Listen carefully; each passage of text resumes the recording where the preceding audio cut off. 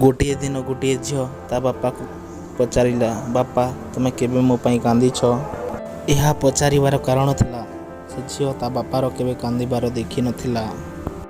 ହଁ ରେ ଝିଅ, ଏହିପରି କିଛି ଘଟିଥିଲା, ମୁଁ ତୋ ପାଇଁ କାନ୍ଦିଥିଲି।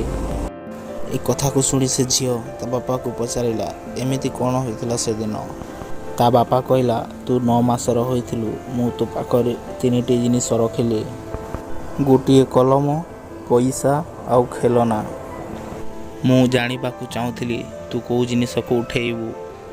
ସେମାନଙ୍କ ମଧ୍ୟରୁ କଲମ ହେଉଛି ବୁଦ୍ଧିର ପ୍ରତୀକ, ଏହି ପଇସା ଅର୍ଥର ପ୍ରତୀକ ଏବଂ ଖେଳନା ମନୋରଞ୍ଜନର ପ୍ରତୀକ ଥିଲା। ତୁ ଆଗକୁ ଯିବା ପାଇଁ କ'ଣ ଅଧିକ ଗୁରୁତ୍ୱପୂର୍ଣ୍ଣ ଥିଲା, ମୁଁ ସେଇଟା ଜାଣିବାକୁ ଚାହୁଁଥିଲି।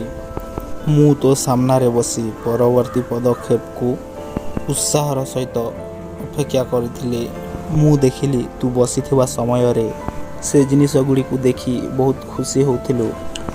କଲମ, ପଇସା ଆଉ ଖେଳନା ଆଗକୁ ତୁ ଆସିଲୁ, ମୋର ଟିକେ ମନ ଦୁଃଖ ହୋଇଗଲା। ହେଲେ ତୁ ସେ 3ଟି ଜିନିଷକୁ ତୁ ହାତରେ ସାଇଟ୍ କରିଦେଲୁ ଆଉ ମୋ କୋଳକୁ ଆସିକି ବସିଲୁ।